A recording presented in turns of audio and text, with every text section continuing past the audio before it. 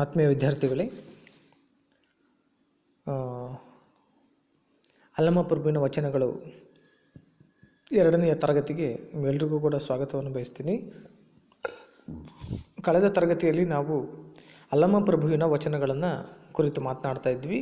ಅದರ ಜೊತೆಗೆ ಅಲ್ಲಮಪ್ರಭುವಿನ ಕವಿ ಪರಿಚಯವನ್ನು ಮಾಡಿಕೊಂಡಿದ್ವಿ. ಅದರ ಜೊತೆಗೆ ವಚನಗಳು ಅಂತಂದರೆ ಏನು, ಅದರಲ್ಲಿ ಅದರ ಗುಣಗಳೇನು, ಸ್ವಭಾವ ಏನು, ಅವರ ಉದ್ದೇಶಗಳೇನಾಗಿತ್ತು ಅನ್ನೋದ್ರ ಬಗ್ಗೆ ನಾವು ಚರ್ಚೆ ಮಾಡ್ತಾ ಇದ್ವಿ.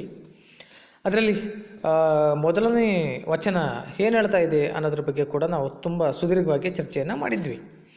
ಆದರೆ ಅಲ್ಲಮಪ್ರಭು ಹೇಳ್ತಾ ಇರುವಂಥದ್ದು ಏನಂದರೆ, ಕಾಲುಗಳೆಂಬವು ಗಾಲಿ ಕಂಡಯ್ಯ, ದೇಹವೆಂಬುದು ಬಂಡಿ ಕಂಡಯ್ಯ, ಬಂಡಿಯ ಒಡೆಯುವವರ ಐವರು ಮಾನಸರು ಒಬ್ಬರಿಗೊಬ್ಬರು ಸಮವಿಲ್ಲಯ್ಯ, ಅದರಿಚ್ಛೆಯನ್ನರಿದು ಒಡೆಯದಿರ್ದಡೆ ಅದರಚ್ಚು ಮುರಿಯಿತು ಗುಹೇಶ್ವರ ಅನ್ನೋದ್ರ ಬಗ್ಗೆ ಒಂದಿಷ್ಟು ನಾವು ಚರ್ಚೆ ಮಾಡಿದ್ವಿ. ಅದರಲ್ಲಿ ನಿಮಗೆ ಸಂದರ್ಭಕ್ಕೆ ಕೇಳುವಂತಹ ಸಾಧ್ಯತೆ ಇದೆ. ಯಾವುದು ಅಂತ ಅಂದರೆ, ಇದು ಬಂಡಿಯ ಒಡೆಯುವವರು ಐವರು ಮಾನಸರು. ಈ ಸಾಲು ನಿಮಗೆ ಸಂದರ್ಭಕ್ಕೆ ಕೇಳುವಂತಹ ಸಾಧ್ಯತೆ ಇದೆ. ಸೊ ಈ ಪದ್ಯ ಏನು ಹೇಳ್ತಾ ಇತ್ತು ಅನ್ನೋದ್ರ ಬಗ್ಗೆ ನಾವು ಚರ್ಚೆ ಮಾಡ್ತಾ ಇದ್ವಿ. ಒಮ್ಮೆ ಹಾಗೆ ಅದನ್ನು ಮನನ ಮಾಡಿಕೊಂಡು ಮುಂದಿನ ವಚನಕ್ಕೆ ಹೋಗೋಣ. ನೋಡಿ, ದೇಹವೆಂಬ ಬಂಡಿಗೆ ಕಾಲುಗಳು ನಮಗೆ ತುಂಬ ಮುಖ್ಯವಾಗಿರ್ತಕ್ಕಂಥದ್ದು. ದೇಹವೆಂಬ ಬಂಡಿಗೆ ಕಾಲುಗಳು ನಮಗೆ ಮುಖ್ಯವಾಗಿರ್ತಕ್ಕಂಥದ್ದು. ಆ ಕಾಲುಗಳನ್ನು ಅಲ್ಲಮಪ್ರಭು ಗಾಲಿ ಅಂತ ಕರೀತಾನೆ, ಗಾಲಿಗಳಿಗೆ ಹೋಲಿಸ್ತಾನೆ. ಹಾಗಾಗಿ ದೇಹವೆಂಬುದು ಒಂದು ತುಂಬಿದ ಬಂಡಿ, ಅದನ್ನು ಆ ದೇಹವನ್ನು ತುಂಬಿದ ಬಂಡಿಗೆ ಸಮಾನವಾದದ್ದು ಅಂತ ಹೇಳ್ತಾ ಇದ್ದಾನೆ. ಸಮಾನವಾದದ್ದು ಬಂಡಿಯನ್ನು ಮುನ್ನಡೆಸುವಂತಹ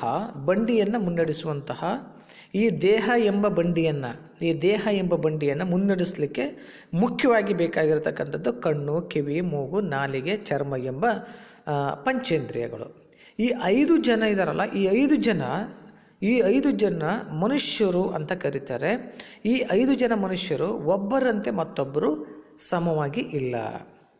ಹಾಗಾಗಿ ಅದರ ಇಷ್ಟವನ್ನು ತಿಳಿದು ನಾವು ಈ ದೇಹವೆಂಬ ತುಂಬಿದ ಬಂಡಿಯ ಸುರಕ್ಷತೆಯನ್ನು ಅರಿತು ಇಂದ್ರಿಯಗಳನ್ನು ನಾವು ನಿಗ್ರಹಿಸಿ ದೇಹವೆಂಬ ಬಂಡಿಯನ್ನು ಮುನ್ನಡೆಸದೇ ಇದ್ದರೆ ಆಧಾರ ಸ್ತಂಭವಾದಂತಹ ಇಡೀ ಬದುಕು, ಇಡೀ ಜೀವನ ಅನ್ನುವಂಥದ್ದು ಮುರಿದು ಬೀಳುತ್ತೆ. ಹೇಗೆ ಅಂತಂದರೆ, 2 ಗಾಲಿಗಳು, ಬಂಡಿಯ ಗಾಲಿಗಳು ನಡೆಯೋದಕ್ಕೆ ಆಧಾರ ಸ್ತಂಭ ಅಚ್ಚು. ಆ ಅಚ್ಚು ಮುರಿದು ಬಿದ್ದರೆ ಇಡೀ ಬಂಡಿ ಹೇಗೆ ಮುರಿದು ಬೀಳುತ್ತೋ ಹಾಗೆಯೇ ಈ ದೇಹ ಎಂಬ ಬಂಡಿಗೆ ಆಧಾರ ಸ್ತಂಭ ಯಾವುದು ಅಂತಂದರೆ ಪಂಚೇಂದ್ರಿಯಗಳು. ಆ ಪಂಚೇಂದ್ರಿಯಗಳ ಇಷ್ಟವನ್ನು ಅರಿತು ನಾವು ಈ ದೇಹವೆಂಬ ಬಂಡಿಯಿಂದ ಮುನ್ನಡೆಸದೇ ಇದ್ದರೆ ಇಡೀ ಜೀವನ, ಇಡೀ ಬದುಕು ಅನ್ನುವಂತಹ ಆಧಾರ ನಮಗೆ ಏನಾಗುತ್ತೆ ಅಂತಂದರೆ ಮುರಿದು ಬೀಳುತ್ತೆ. ಹಾಗಾಗಿ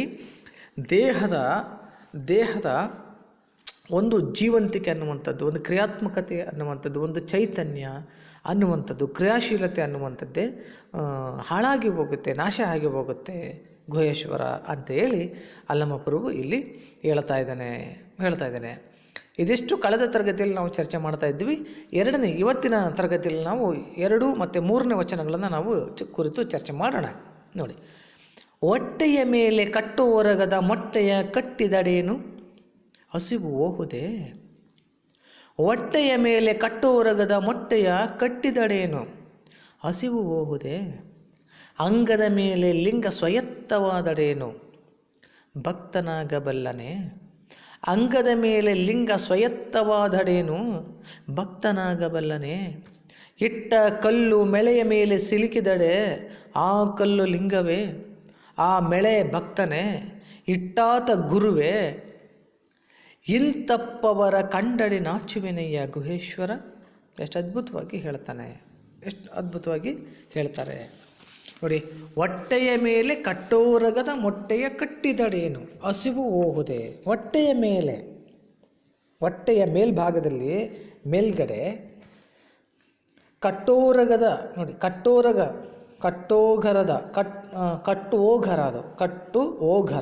ಓಘರ ಅಂತಂದರೆ ಅನ್ನ, ಇನ್ನೊಂದು ಅಂದರೆ ಇಲ್ಲಿ ಯಾವ ಅನ್ನ ಅಂತ ಹೇಳ್ತಾ ಇದ್ದಾನೆ ಅಂತಂದರೆ ಸವಿಯಾದಂತಹ ರುಚಿಕರವಾದಂತಹ ರುಚಿಕರವಾದಂತಹ ಅನ್ನ.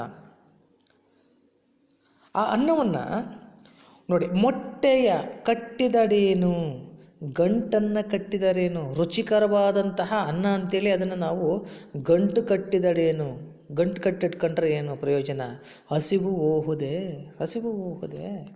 ನಮಗೆ ಏನಾದರೂ ತಿನ್ನಬೇಕು ಅಂತ ಅನ್ನಿಸ್ದಾಗ ಅದನ್ನು ತಿಂದಾಗ ಮಾತ್ರ ಹಸಿವು ನೀಗುತ್ತೆ ಹೊರತುವ ಅದು ನನಗೆ ಬೇಕು, ಇದು ನನಗೆ ಬೇಕು ಅಂತೇಳಿ ಗಂಟನ್ನು ಕಟ್ಟಿ ನನ್ನ ಜೊತೆಗೆ ಇಟ್ಕೊಂಡ್ರೆ ಹಸಿವು ಹೋಗೋದಿಲ್ಲ. ಅದನ್ನು ತಿಂದಾಗ ಮಾತ್ರ ಹಸಿವು ಹೋಗುತ್ತೆ. ಅಲ್ಲಮ್ಮ ಪ್ರಭು ಅದನ್ನು ಹೇಳ್ತಾ ಇದ್ದಾನೆ.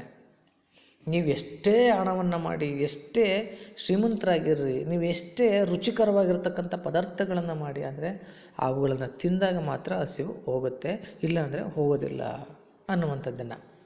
ಹೊಟ್ಟೆಯ ಮೇಲೆ ಕಟ್ಟುವರಗದ ಮೊಟ್ಟೆಯ ಕಟ್ಟಿದಡೇನು ಹಸಿವು ಹೋಗುದೆ. ಹೊಟ್ಟೆಯ ಮೇಲೆ ಅಂದರೆ ಹೊಟ್ಟೆಯ ಮೇಲ್ಭಾಗದಲ್ಲಿ ಕಟ್ಟೋಗರದ ಅಂದರೆ ರುಚಿಕರವಾದ ಅಥವಾ ಸವಿಯಾದಂತಹ ಅನ್ನವನ್ನು ಮೊಟ್ಟೆಯ ಮೇಲೆ ಕಟ್ಟಿದಡೇನು. ಮೊಟ್ಟೆಯ ಮೇಲೆ ಕಟ್ಟಿದಡೇನು ಅಂದರೆ ಆ ಗಂಟನ್ನು ಕಟ್ಟಿದರೇನು. ಗಂಟನ್ನು ಕಟ್ಟುವುದರಿಂದ ಆ ಸವಿಕರವಾದಂತಹ ರುಚಿಕರವಾದಂತಹ ಅನ್ನದ ಗಂಟನ್ನು ಕಟ್ಟುವುದರಿಂದ ಪ್ರಯೋಜನವಾದರೂ ಏನು? ಹಸಿವು ಹೋಗುತ್ತದೆಯೇ? ಹಸಿವು ಹೋಗಲಿಕ್ಕೆ ಸಾಧ್ಯ ಇದೆಯೇ ಅಂತ ಕೇಳ್ತಾ ಇದ್ದಾನೆ. ನೋಡಿ, ಅಂಗದ ಮೇಲೆ ಲಿಂಗ ಸ್ವಯತ್ತವಾದಡೇನು. ಅಂಗದ ಮೇಲೆ ಲಿಂಗ ಸ್ವಯತ್ತವಾದಡೇನು. ಅಂಗದ ಮೇಲೆ ಅಂದರೆ ದೇಹದ ಮೇಲೆ, ಅಂಗ ಅಂದರೆ ದೇಹ, ಆ ದೇಹದ ಮೇಲೆ ಲಿಂಗ ಸ್ವಯತ್ತವಾದಡೆ, ಲಿಂಗವನ್ನು ಧರಿಸಿದರೆ, ಸ್ವಯತ್ತ ಅಂದರೆ ಧರಿಸುವುದು, ಅಂಗದ ಮೇಲೆ ಅಂದರೆ ದೇಹದ ಮೇಲೆ ಲಿಂಗ ಸ್ವಯತ್ತವಾದಡೇನು, ದೇಹದ ಮೇಲೆ ಲಿಂಗವನ್ನು ಧರಿಸಿದರೇನು ಭಕ್ತನಾಗಬಲ್ಲನೇ. ನಾವು ಕೇವಲ ಈ ದೇಹದ ಮೇಲೆ ಲಿಂಗವನ್ನು ಧರಿಸಿಬಿಟ್ರೆ ನಾನು ಭಕ್ತನಾಗಲ್ಲ. ಭಕ್ತಿಗೆ ಬೇಕಾಗಿರುವಂತಹ ಶ್ರದ್ಧೆ, ನಿಷ್ಠೆ ಮತ್ತು ಪ್ರಾಮಾಣಿಕತೆ, ಸಮಾಜವನ್ನು ಗೌರವಿಸುವ, ಮತ್ತೊಬ್ಬರ ಹಸಿವನ್ನು ನೀಗಿಸುವ, ಮತ್ತೊಬ್ಬರನ್ನು ಗೌರವಿಸುವಂತಹ ಎಲ್ಲ ಗುಣಗಳು ಆತನಿಗೆ ಬೇಕಾಗುತ್ತೆ. ಅಂತರಂಗ ಶುದ್ಧಿ ಮತ್ತು ಬಹಿರಂಗ ಶುದ್ಧಿ ಇವೆರಡೂ ಕೂಡ ಮುಖ್ಯ ಆಗುತ್ತೆ. ಹಾಗಾಗಿ ಅಲ್ಲಮಪ್ರಭು ಹೇಳ್ತಾ ಇದ್ದಾನೆ, ಅಂಗದ ಮೇಲೆ ಲಿಂಗವನ್ನು ಧರಿಸಿಕೊಂಡಿರ್ತಕ್ಕಂಥವ್ರು ಎಲ್ಲರೂ ಕೂಡ ನಿಜವಾದ ಭಕ್ತರಾಗಲಿಕ್ಕೆ ಸಾಧ್ಯ ಇಲ್ಲ, ಅವನು ಭಕ್ತನಾಗಲಿಕ್ಕೆ ಸಾಧ್ಯ ಇಲ್ಲ. ಹಾಗಾಗಿ ಕೇವಲ ಲಿಂಗವನ್ನು ಧರಿಸಿದ ಮಾತ್ರಕ್ಕೆ ಅವನು ಭಕ್ತನಾಗಬಲ್ಲನೆ ಅನ್ನುವ ಪ್ರಶ್ನೆಯನ್ನು ಇಡ್ತಾ ಇದ್ದಾನೆ. ಆ ಪ್ರಶ್ನೆಯನ್ನು ನಾವು ಚರ್ಚೆ ಮಾಡಲೇಬೇಕಾಗಿದೆ, ಅಂತಹ ಪ್ರಶ್ನೆ. ಹಾಗಾಗಿ ನೋಡಿ, ಅಂಗದ ಮೇಲೆ ಲಿಂಗ ಸ್ವಯತ್ತವಾದಡೇನು ಭಕ್ತನಾಗಬಲ್ಲನೆ. ಕೇವಲ ಅವನು ಧರಿಸಿದ ಮಾತ್ರಕ್ಕೆ, ಲಿಂಗವನ್ನು ಧರಿಸಿದ ಮಾತ್ರಕ್ಕೆ ಅವನು ಭಕ್ತನಾಗಲು ಸಾಧ್ಯ ಇಲ್ಲ. ನೋಡಿ, ಇಟ್ಟ ಕಲ್ಲು ಮೆಳೆಯ ಮೇಲೆ ಸಿಲುಕಿದಡೆ. ಅಂದರೆ ಮೆಳೆಯ ಮೇಲ್ಭಾಗದಲ್ಲಿ ಸಿಕ್ಕಾಕೊಂಡ್ರೆ ಅಥವಾ ಅದು ಬಂದಿಯಾದರೆ ಆ ಕಲ್ಲು ಲಿಂಗವೇ. ನಾವು ಅದನ್ನು ಲಿಂಗ ಅಂತ ಕರೆಯೋದಕ್ಕೆ ಸಾಧ್ಯ ಇದೆಯೇ? ಇಟ್ಟಾತ ಲಿಂಗವೇ, ಆಮೇಲೆ ಭಕ್ತನೇ. ಆಮೇಲೆ ಭಕ್ತ ಅಂತ ಕರೆಯೋಕ್ಕಾಗುತ್ತಾ ನಾವು? ಇಟ್ಟಾತ ಗುರುವೇ, ಇಟ್ಟವನು ಗುರು ಅಂತ ಇರೋಕ್ಕಾಗುತ್ತಾ? ಸಾಧ್ಯ ಇಲ್ಲ. ನೋಡಿ, ಇಟ್ಟ ಕಲ್ಲು ಮೆಳೆಯ ಮೇಲೆ ಸಿಲುಕಿದಡೆ, ಒಂದು ಮೆಳೆ, ಆ ಮೆಳೆಯ ಮೇಲೆ ಒಂದು ಕಲ್ಲನ್ನು ಎಸಿತೀವಿ, ಅದು ಸಿಗಾಕೊಳ್ಳುತ್ತೆ. ಆ ಕಲ್ಲನ್ನು ಹಿಡಿದುಕೊಂಡಿರ್ತಕ್ಕಂತಹ ಆ ಮೆಳೆ ಭಕ್ತ ಅಂತ ಹೇಳೋದಕ್ಕೆ ಸಾಧ್ಯ ಇದೆಯಾ? ಯಾಕೆಂದರೆ ಒಬ್ಬ ಭಕ್ತ ಲಿಂಗವನ್ನು ಇಟ್ಕೊಂಡಿರ್ತಾನೆ, ಹಾಗೆ ಆ ಮೆಳೆ ಕೂಡ ಇಟ್ಕೊಂಡಿರುತ್ತೆ. ಏನು ಅಚಾನಕ್ಕಾಗಿ ಬಿದ್ದಿರ್ತಕ್ಕಂತಹ ಕಲ್ಲು ಮೆಳೆಯಲ್ಲಿ ಸಿಗಲಿಕ್ಕೆ ಹಾಕ್ಕೊಂಡ್ರೆ, ಬಂದಿಯಾದರೆ ನಾವು ಮೆಳೆಯನ್ನು ಭಕ್ತ ಅಂತ ಹೇಗೆ ಕರೆಯೋದಕ್ಕೆ ಸಾಧ್ಯ ಇಲ್ವೋ, ಹಾಗೆ ಆ ಕಲ್ಲನ್ನು ಕೂಡ ನಾವು ಲಿಂಗ ಅಂತ ಕರೆಯೋಕ್ಕೆ ಸಾಧ್ಯ ಇಲ್ಲ. ಎಸೆದಿರ್ತಕ್ಕಂಥವನನ್ನು ನಾವು ಗುರು ಅಂತ ಕರೆಯೋಕ್ಕೆ ಸಾಧ್ಯ ಇಲ್ಲ. ಇಟ್ಟಾತ ಗುರುವೇ, ಇಟ್ಟಿರ್ತಕ್ಕಂಥವನನ್ನು ನಾವು ಗುರು ಅಂತ ಕೂಡ ಕರೆಯೋದಕ್ಕೆ ಸಾಧ್ಯ ಇಲ್ಲ. ಯಾಕೆ ಅಂತಂದರೆ ಇವು ಅಚಾನಕ್ಕಾಗಿ ಆಗಿರ್ತಕ್ಕಂತಹ ಒಂದು ಸಂದರ್ಭೋಚಿತವಾಗಿ ನಡೆದಿರ್ತಕ್ಕಂಥ ಘಟನೆಗಳೇ ಹೊರತುವ ನಿಜವಾಗ್ಲೂ ಕೂಡ ಭಕ್ತನಾಗಬೇಕು ಅಂತನೋ, ನಿಜವಾಗ್ಲೂ ಲಿಂಗ ಪೂಜೆ ಮಾಡಬೇಕು ಅಂತನೋ, ಅಥವಾ ನಿಜವಾಗ್ಲೂ ಕೂಡ ಗುರುವಿನಿಂದ ನಾನು ಲಿಂಗ ದೀಕ್ಷೆ ಪಡಿಬೇಕು ಅಂತನೋ ಆದದ್ದಲ್ಲ. ಆದದ್ದಲ್ಲ ಇದು. ಹಾಗಾಗಿ ಇಲ್ಲಿ ಒಂದು ಬಾಹ್ಯವಾಗಿ ಮತ್ತು ಆಂತರಿಕವಾಗಿ ನಡೀತಕ್ಕಂಥ ಎರಡು ಸಂವಾದ ಇದೆ. ಏನು ಅಂತಂದರೆ, ಒಬ್ಬ ಭಕ್ತನಾಗಿರ್ತಕ್ಕಂಥನು ನೆಪ ಮಾತ್ರಕ್ಕೆ ಲಿಂಗವನ್ನು ಧರಿಸಿದಾಗ ಆಗುವ ಅನಾಹುತಗಳ ಬಗ್ಗೆ ಇಲ್ಲಿ ಹೇಳ್ತಾ ಇದ್ದೇನೆ ಅಲ್ಲಮ್ಮ ಪ್ರಭು.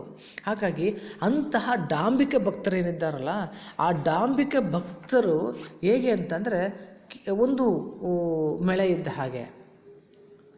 ಆ ಕಲ್ಲು ಲಿಂಗ ಅಂತ ನಾವು ಕರೆದ್ರೆ ಅದು ಲಿಂಗ ಅಲ್ಲ, ಅದು ಕಲ್ಲಿದ್ದ ಹಾಗೆ.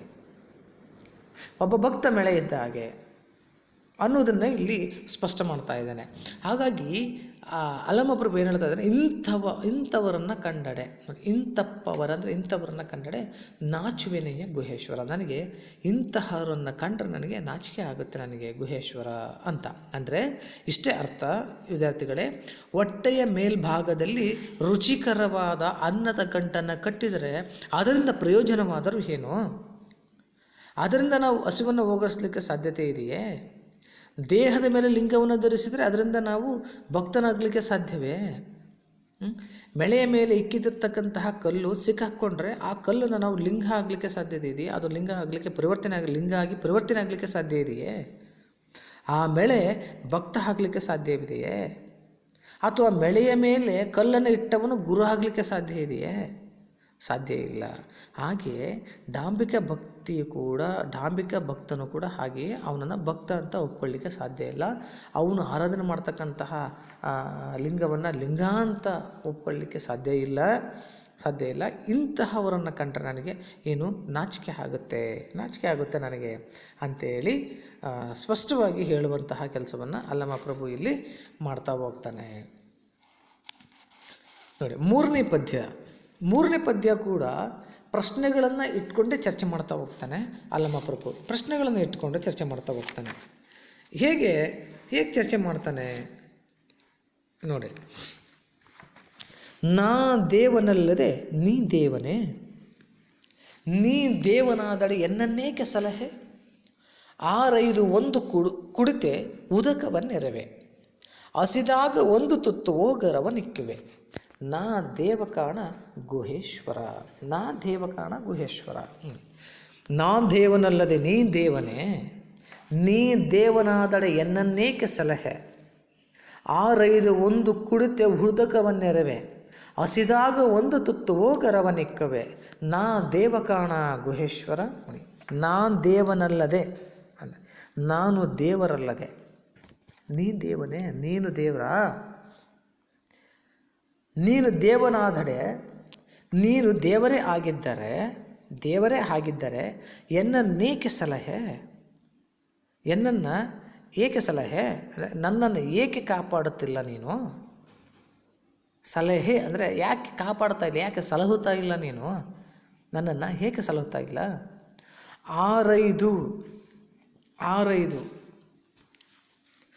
ಹುಡುಕಾಡಿ, 6-5 ಅಂದರೆ ಹುಡುಕಾಡಿ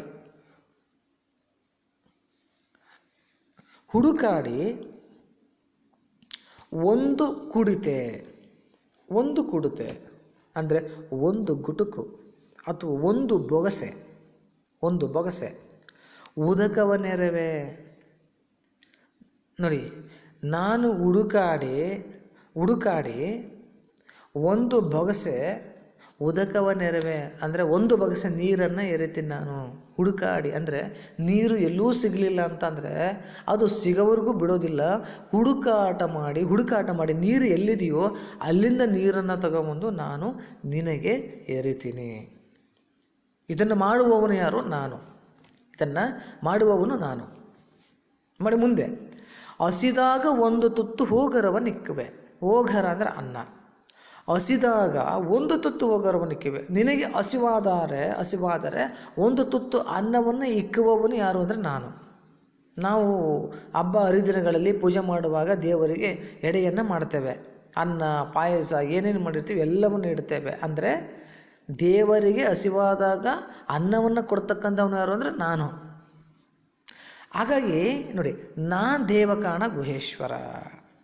ಅನ್ನ ಕೊಡುವವನು ನಾನೇ ಆಗಿರುವಾಗ, ನೀರನ್ನು ಕೊಡುವವನು ನಾನೇ ಆಗಿರುವಾಗ ನಿನ್ನನ್ನು ಸಲಹುತ್ತಾರನಾರು ನಾನು.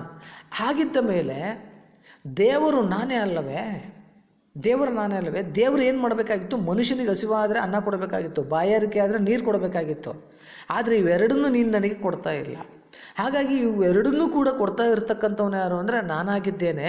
ಹಾಗಾಗಿ ನಾನೇ ದೇವರು ಕಾಣ ಗುಹೇಶ್ವರ, ನಾನೇ ದೇವ ಕಾಣ ಗುಹೇಶ್ವರ ಅಂಥೇಳಿ ಅಲ್ಲಮ ಪ್ರಭು ಹೇಳ್ತಾ ಇದ್ದಾನೆ. ಎಷ್ಟು ಅದ್ಭುತವಾಗಿ, ಎಷ್ಟು ಧೈರ್ಯವಾಗಿ ಆತ ಮಾತನಾಡ್ತಾ ಹೋಗ್ತಾನಲ್ವ. ಅದಕ್ಕೆ ನೋಡಿ, ಈಗ ಬಸವಣ್ಣ ಹೇಳುವ ಹಾಗೆ ಉಳ್ಳವರು ಶಿವಾಲಯ ಮಾಡುವರು, ಶಿವಾಲಯನ ಕಟ್ಟುವವರು ಯಾರು? ಅವರೇ. ಉಳ್ಳವರು ಮನುಷ್ಯನೇ ಕಟ್ತಾನೆ. ಅದಕ್ಕೆ ಆತ ಹೇಳ್ತಾ, ಉಳ್ಳವರು ಶಿವಾಲಯ ಮಾಡುವರು, ನಾನೇನು ಮಾಡಲಿ ಬಡವನಯ್ಯ, ಎನ್ನ ಕಾಲ ಕಂಬ ದೇಹವೇ ದೇಗುಲ, ಶಿರವನ್ನು ಕಳಸವಯ್ಯ ಕೂಡಲ ಸಂಗಮ ದೇವ. ಎಷ್ಟು ಅದ್ಭುತವಾಗಿ ಹೇಳ್ತಾನೆ ಆತ ಕೂಡ.